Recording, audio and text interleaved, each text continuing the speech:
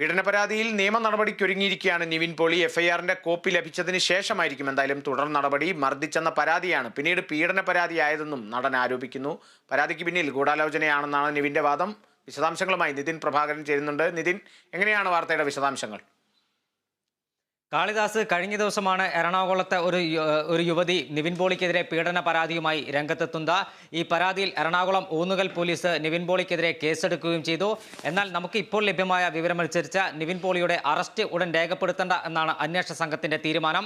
5 മാസം മുമ്പ് ഈ യുവതി നിവിൻ പോളിക്കെതിരെ മറ്റൊരു പരാതിയും നൽകിയിരുന്നു. ആ പരാതിയിൽ പറഞ്ഞത് നിവിൻ പോളി മർദ്ദിച്ചെന്നാണ്. ഇപ്പോഴാണ് പീഡനത്തിനുമായി ബന്ധപ്പെട്ട മയക്കുമരുന്ന് നൽകി പീഡിപ്പിച്ചു എന്ന ഒരു പരാതിയുമായി സ്റ്റേഷനിലെത്തുന്നത്. ആ പരാതിയിൽ പോലീസ് കേസെടുത്തിട്ടുണ്ട്. എന്നാൽ അറസ്റ്റ് നടപടികളിലേക്ക് കടക്കണ്ട എന്ന് പോലീസ് തീരുമാനിച്ചു കഴിഞ്ഞു. ഇത് പ്രത്യേക അന്വേഷണ സംഘത്തിനും കൈമാറാനുള്ള തീരുമാനവും ആയിട്ടുണ്ട്. എന്നാൽ ഇന്നലെ നിവിൻ പോളി തന്റെ ഭാഗം വ്യക്തമാക്കിക്കൊണ്ട് രംഗത്ത് വന്നിട്ടുണ്ട്. ഈ സ്ത്രീ തനിക്കെതിരെ നേരത്തെ പരാതി നൽകിയിട്ടുണ്ടെന്ന് നിവിൻ പോളി തന്നെ സമ്മതിക്കുകയും ചെയ്തു. പക്ഷേ ഈ പരാതിയുമായി ബന്ധപ്പെട്ട് തനിക്ക് പറയാനുള്ള കാര്യങ്ങൾ മാധ്യമങ്ങൾ കേൾക്കണം. താൻ പറയുന്നത് സത്യമാണെങ്കിൽ മാധ്യമങ്ങൾ തൻ്റെ കൂടെ നിൽക്കണം എന്നാണ് നിവിൻ പോളി പ്രതികരിച്ചത്. ഈ ദുബായിൽ വെച്ച AK സുനിൽ എന്ന് പറയുന്ന വ്യക്തി ഈ ദുബായിൽ വെച്ചാണ് ഈ പീഡനം നടന്നതെന്നാണ് പെൺകുട്ടിയുടെ പരാതി. 1-ാം പ്രതിയായി ഒരു നിർമ്മാതാവ് AK സുനിലിന്റെ പേരാണ് പരാതിയിൽ ഉള്ളത്. നിവിൻ പോളി കേസിൽ 6-ാം പ്രതിയാണ്. ശ്രേയ എന്ന് പറയുന്ന ഒരു സ്ത്രീയാണ് തന്നെ ദുബായിൽ എത്തിച്ചതെന്നും ഈ പരാതിയിൽ വ്യക്തമാക്കുന്നുണ്ട്. അവരും കേസിലെ പ്രതിയാണ്. എങ്കിൽ നിവിൻ പോളി ഈ ആരോപണം പാടെ നിഷേധിച്ചുകൊണ്ടാണ് രംഗത്തെത്തിയിരിക്കുന്നത്. കാളിദാസ്, തീർച്ചയായും എന്തായാലും ഈയൊരു എന്തൊക്കെ വകുപ്പുകളാണ് നിവിൻ പോളിക്കെതിരെ ചുമത്തിയത് എന്നുള്ള വിവരങ്ങൾ കൂടി ലഭിക്കുന്നുണ്ടോ നിതിൻ?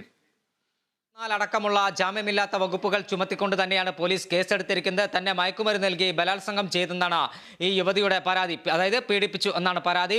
എന്നാൽ ഈ പരാതിയിൽ ഞാൻ നേരത്തെ പറഞ്ഞതുപോലെ 5 മാസം മുമ്പ് ഇത്തരത്തിൽ തന്നെ മർദ്ദിച്ചതായി കാണിച്ച ഈ യുവതി മറ്റൊരു പരാതിയും നൽകിയിരുന്നു. അതുകൊണ്ട് തന്നെ പോലീസ് ഇക്കാര്യത്തിൽ ഇപ്പോൾ വ്യക്തമാക്കുന്നത് ഉടൻ നിവിൻ പോളിയുടെ അറസ്റ്റ് നടപടികളിലേക്ക് കടക്കണ്ട, വിശദമായ തെളിവുകൾ ശേഖരിച്ച് ദുബായിലാണ് സംഭവം നടന്നതെന്നും പരാതിയിൽ വ്യക്തമാക്കുന്നുണ്ട്. വിശദമായ തെളിവുകൾ ശേഖരിച്ച് ഈ സ്ത്രീയുടെ മൊഴിയെടുത്ത നിവിൻ പോളിയെയും വിളിച്ചു വരുത്തി മൊഴിയെടുക്കാൻ അന്വേഷണ സംഘം തീരുമാനിച്ചിട്ടുണ്ടെന്ന് മനസ്സിലാക്കാൻ കഴിയുന്നു. നിവിൻ പോളി കഴിഞ്ഞ ദിവസം പറഞ്ഞത് കേസിന്റെ FIR ലഭിച്ചാൽ ഉടൻ തന്നെ പരാതിയുമായി മുന്നോട്ട് പോകും, മാനനഷ്ടത്തിന് കേസ് നൽകുമെന്നാണ്. അത്തരം നിയമ നടപടിയുമായി നിവിൻ പോളിയും മുന്നോട്ട് പോകുമെന്ന് വ്യക്തമാക്കിയിട്ടുണ്ട്. നിലവിലെ സാഹചര്യത്തിൽ നിവിൻ പോളിയുടെ അറസ്റ്റ് ഉടൻ രേഖപ്പെടുത്തേണ്ട എന്ന തീരുമാനത്തിലാണ് അന്വേഷണ സംഘം ഉള്ളത്.